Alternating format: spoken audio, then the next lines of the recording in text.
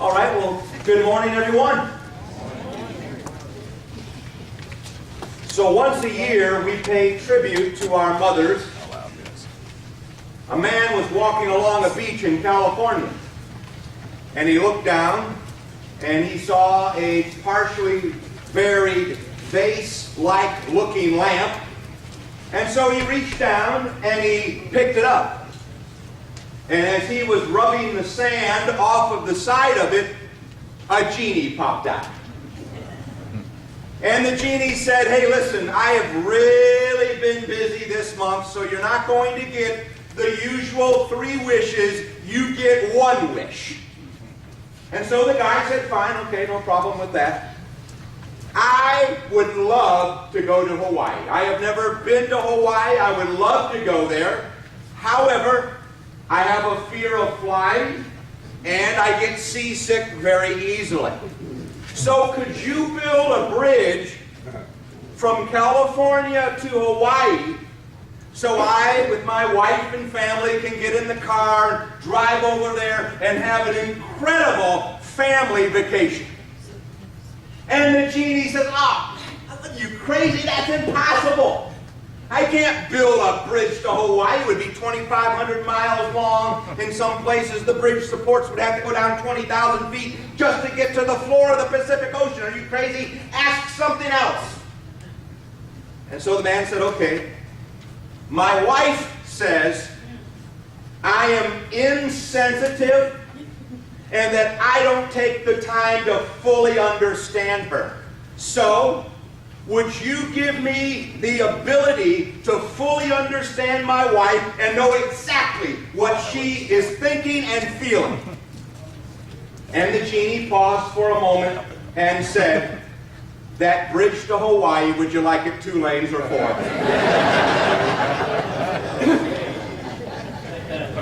Mothers are among the most influential people in all of the world.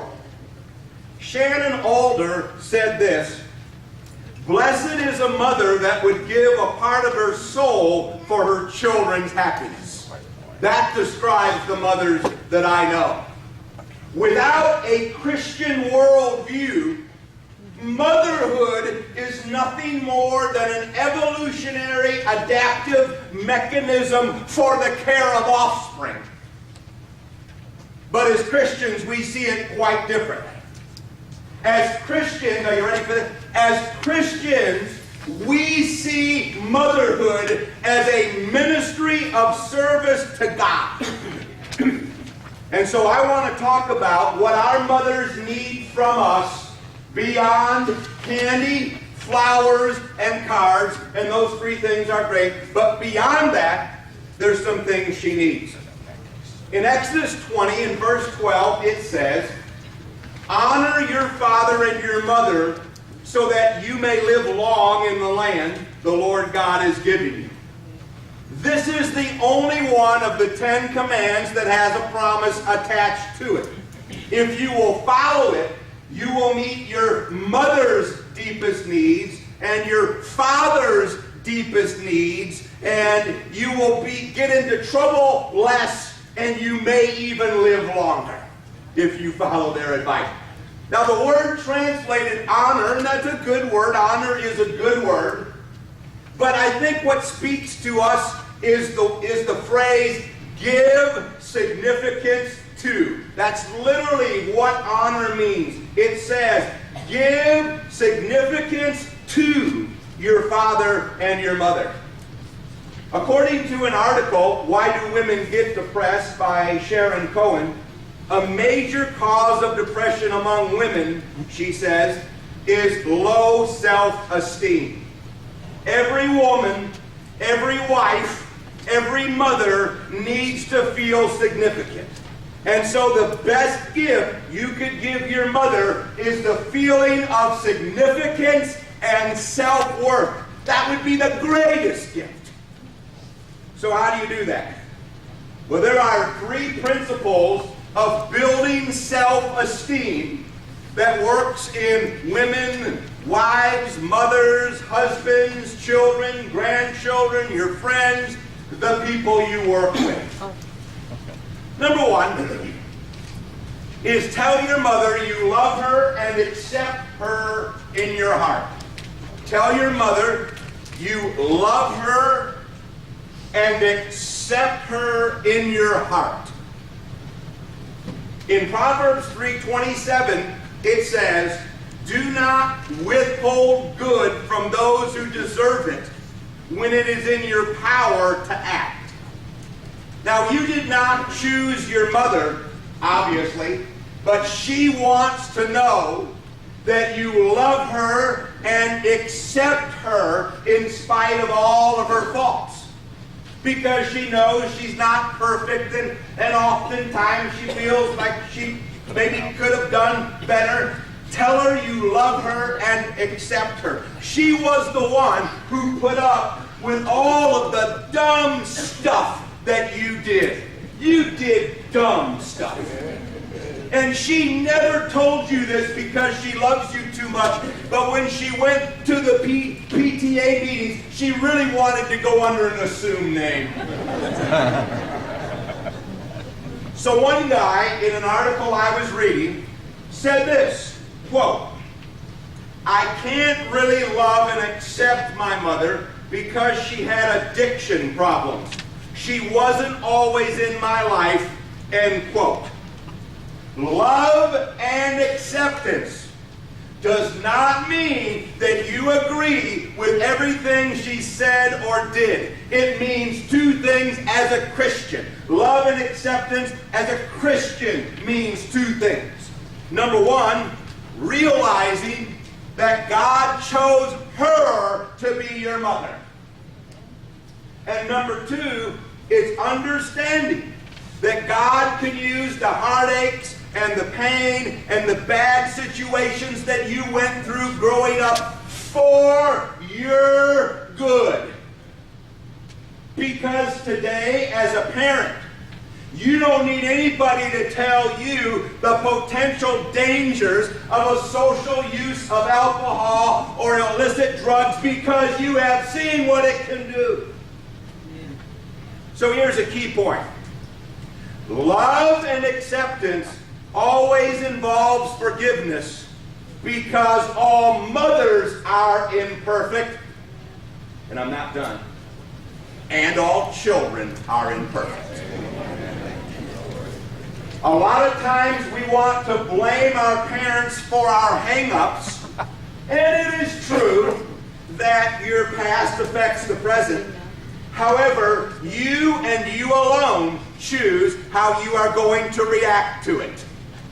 You can choose to be resentful, or you can choose to take responsibility for your reaction to a particular situation. And so your mother, whether she was a great mother in your judgment or in between, wherever she is on your scale, tell her that you love her and you accept her. And then number two is tell your mother how much you appreciate her. Tell her how much you appreciate her. Appreciation is one step beyond acceptance. Acceptance says, I love you in spite of your weaknesses. That's acceptance. Appreciation says, I acknowledge the positive things that you have done. And there have been positive things. No matter how bad it was, there were some positive things. In Proverbs 23:22 it says, this verse says it all. It is amazing how the Bible just gets right to the point. When your mother is old, show her your appreciation. They need to know that you love them and accept them and appreciate them. We often take our moms for granted, but have you ever given serious consideration to the fact that her life would have been a lot easier without you? There certainly would have been fewer worries. There would have been fewer headaches. So it would have been a lot better. So let me tell you a story. The summer before I started my senior year in high school. So I was finished with my junior year, and then in the fall would be starting my senior year in high school. Well, that summer, me and my two best friends, Lane Burnage and Dave Damish, decided we were going to build a cabin in the woods on Dave's farm. My two friends were farmers. I lived at the edge of town, and then the farms went out from where I lived. And so we spent the summer building this cabin. And there weren't a lot of pine trees because it was mostly farmland. And so we had to use these crooked cottonwood trees that we had cut along the creek. And so we had this beautiful, what we call beautiful, cabin.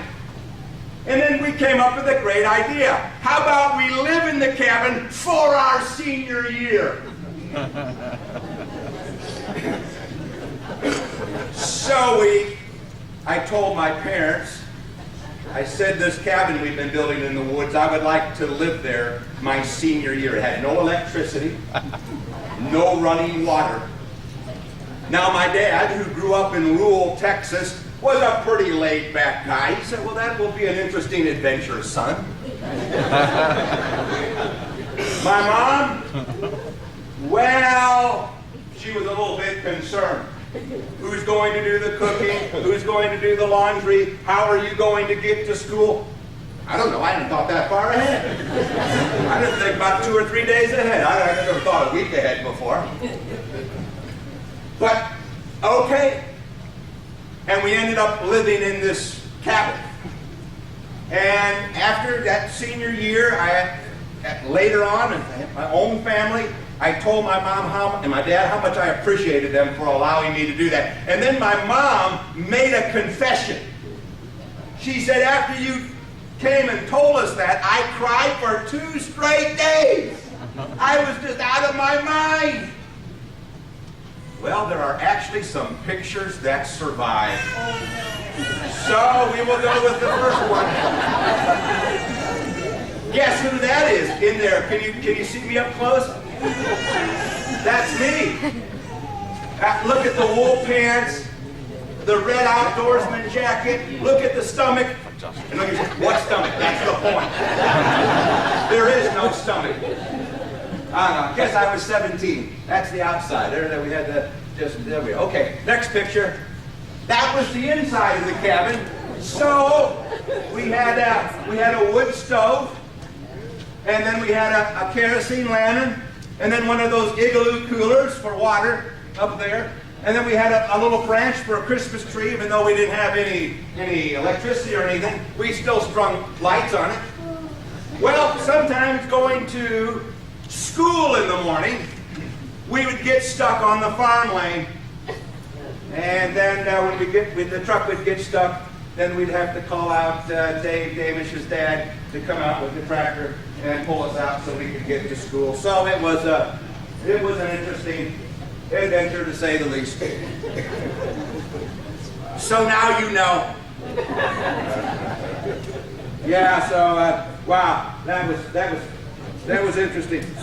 I don't know how we did homework. I have absolutely no idea. I don't think we did that much. I just don't think there was that much homework done.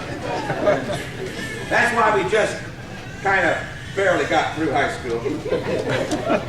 So William James made this quote. He said, the deepest need in human nature is the craving to be appreciated.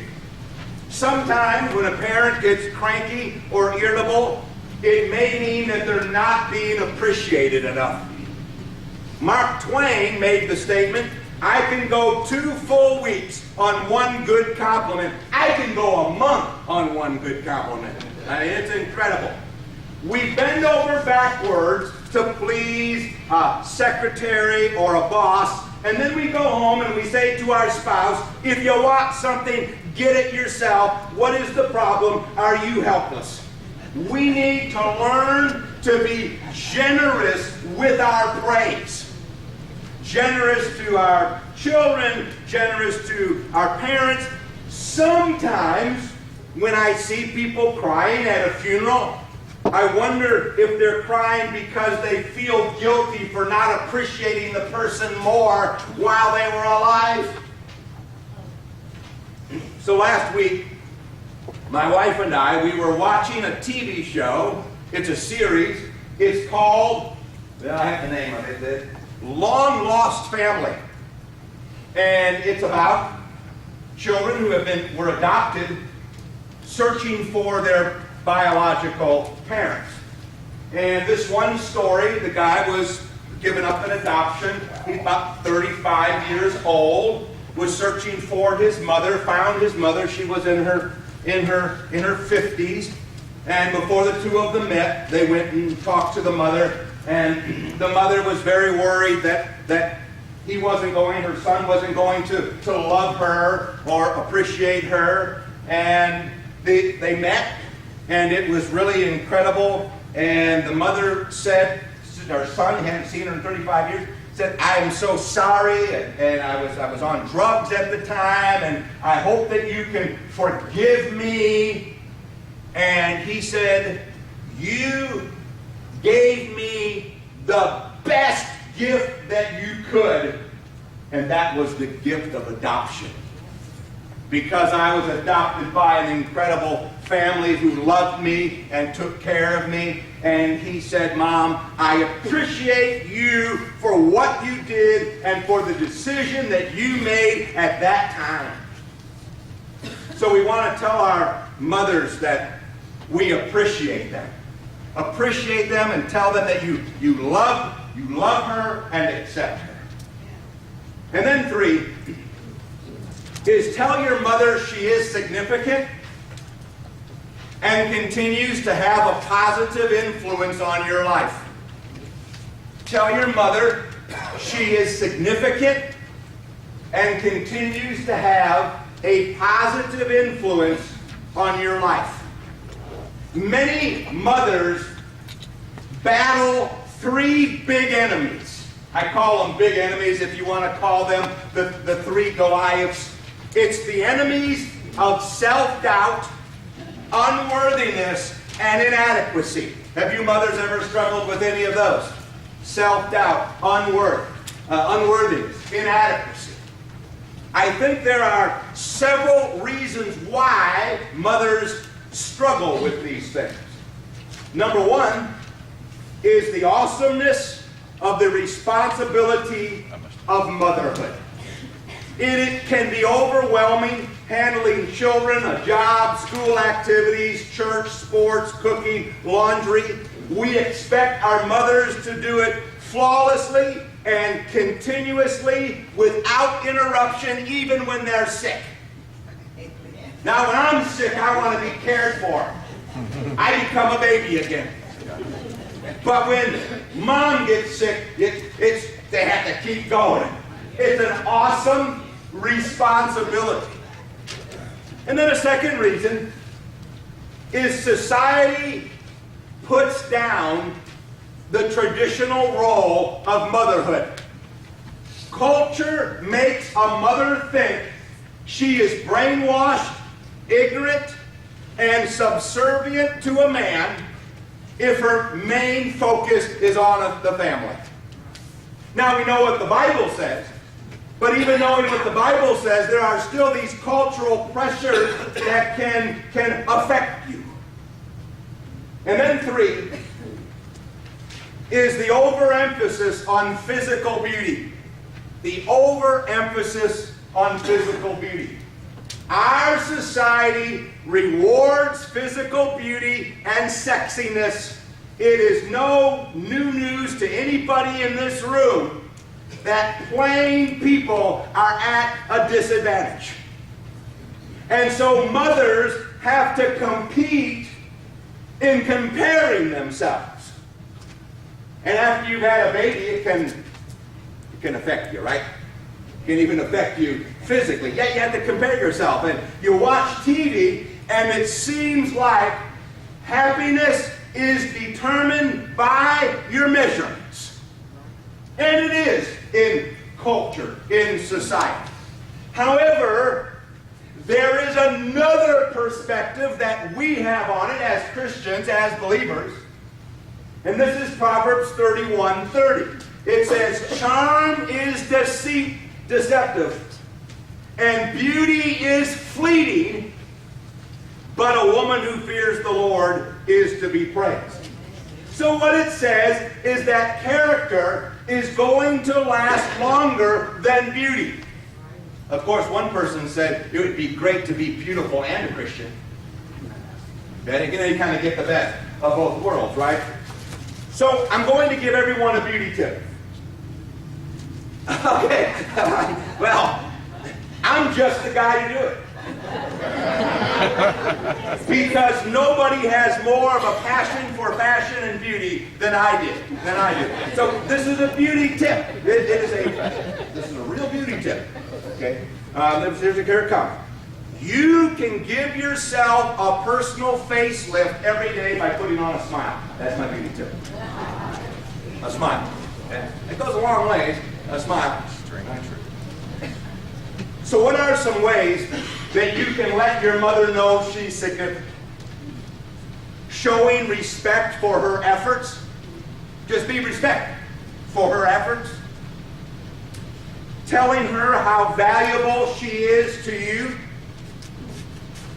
Spending time with her physically or on the phone. And if your mother's not too old, you may be able to do Skype or face-to-face. If she's up in her upper 80s or 90s, she may not be into that too much. Praying with her and allowing her to hear your favorable words. Have you ever heard someone pray and then they mention you in the prayer and it's like, whoa, wow. You know, it's an incredible feeling. Listening to her advice and acknowledging her point of view. Acknowledging her point of view. Telling her that God is still working in her life. Now, you don't have to agree with anything. You just have to listen and acknowledge. I didn't say anything about agreeing with it. I didn't say anything about accepting it wholeheartedly. Just listen and acknowledge. One of the last acts of Jesus on the cross was turning the care of his mother over to the Apostle John. That was the gift that Jesus gave his mother. That he had nothing else to give. What else did he have to give? He didn't have any possessions. They had gambled for his clothes. He didn't have anything. But he gave her the gift of John caring for. Oh man, I know that caring for someone can be difficult. But I just think of John. You know, John's taking care of Mary. And one day they go into Costco or something. or whatever was the equivalent in the Roman Empire to Costco. I'm sure they had some kind of a shopping bazaar or something, right? And you're going in there, and, hey, John, everybody knew the Apostle John. This is the Mother of God. It'd be quite something to be taking care of the Mother of God. So here's a personal word to mothers. I wasn't even sure quite how to phrase this. It's kind of a series of observations. I just want it to be personal. It is easy to lose perspective as a mom because all of the little details tend to crowd out what you want to accomplish as a mother. So there are some things you want to accomplish as a mother. You have some grand goals. But sometimes it's a little difficult to see those goals around the stack of clothes or around the stack of papers on your desk. So it's easy to lose the big picture in dealing with the series of daily pictures that we have to contend with. The fact that you are here, Port City, the fact that you are here and your children are with you and are either sitting by you or are in children's church or the nursery means get ready.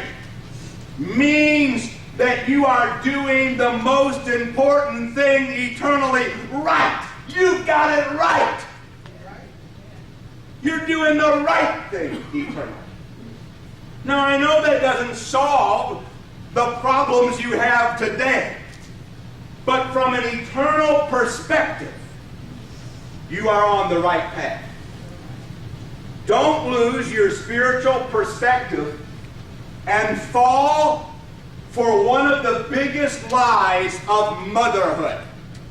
It goes something like this.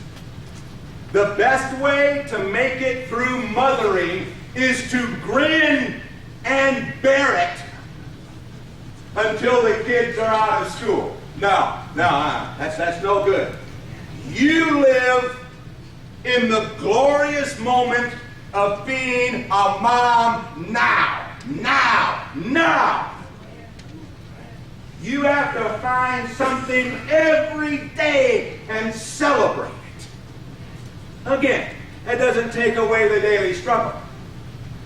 But mothering, taking care of children, it goes pretty quickly, right? Every year we put up pictures of our graduating seniors, and it only takes 12 pictures to get from birth to 18 years old. And the first picture usually is the mother pregnant or holding her newborn, and then just 12 pictures. That last picture, you have an 18-year-old with that tassel hanging on the side. That's funny looking hat. It goes by quickly. And what I was going to do is to have each of the shepherds come up and spend 1 minute and just sharing with us how quickly it goes by. So you need to find something that you can celebrate every day with your children. You may be a mother, but what is your relationship to your mother? Is it tension? Is it resentment? Do these things that we talked about. Love, accept, appreciate, affirm. Now at Port City, we actually want to give you these same things. These things that we have applied, these principles that we have applied to mothers, we actually apply to the members of this congregation. Number one, we want to show you love and acceptance. Now that doesn't mean 100% approval. It means we accept you as you work on your life situation before the Lord and care for your family. It's the same way with the church family as it is with your physical family. You love and you accept them even though they do some things that you don't care for. It's the same way with us. We are all a work in progress. Two, we want to show you appreciation. We want to be appreciative of the positive things that you are doing for your physical family and your church family. In whatever situation you're in, marital. We appreciate you for the positive and for the good that you are doing. And then three is we want you to know you're a person of self-worth and value. We believe in you, and we believe in the work God is doing through you. So in Revelation 3:20, this is Jesus. He said, I'm standing at the door and I'm knocking. Well, we all know we're not talking about a physical door, right? It's talking about our lives. If anyone hears my voice and opens the door, I will come in and eat with him and he with me. To him who overcomes, and there's a lot to overcome, I will give the right to sit with me on my throne, just as I overcame and sat down with my Father on his throne. So what this says is that Jesus is knocking at the door of your life, whether you're a mother or whatever your situation is in life. He's knocking at the door. But there's only one doorknob, and it's on the inside. He doesn't have a doorknob. You have the doorknob. You have to turn the knob or push the button and open the door and let him come in. And when you do that, then he will fill you peace and love and joy and power. We all need a little power now and then. You know why we need power? To hold on to our hope. And his promise is to you that as you do your part in mothering, whatever your situation is in life, he promises that he will give us the inner strength that we need to hold on to our faith, not to lose our faith, and to keep a good grasp on our hope. Because a lot of the promises in the Bible are not about making our lives easier physically, because Jesus said in the world you have trouble. These promises are about God giving us the inner strength we need so that we won't lose our faith in him. And that's why he ended Romans 8, the high water mark of New Testament Scripture, in my opinion, by saying that there's nothing under the earth, in the earth, over the earth, around the earth, through the earth, however we can do the earth, that will separate you from your love, the love of Christ. You hold on to God, and God will hold on to you. You know, Jesus said, I have you in my hand. I have you. And let me tell you, he has a lot bigger hand. And he's tough. He grips it. And listen, if somebody wants to get to a Christian, they have to fight the Lord first. He'll take you right down. So that's why we want our hand to be in the hand of the man from Galilee. So, mothers, incredible. You are incredible, and we love you so much. Stephen is going to come up, and he's going to lead us in our invitation hymn. If you have a particular need, if we can assist you in some way, praying for you, perhaps assisting you in being baptized, we would like to do that too. Please let us know what the need is while we stand and sing.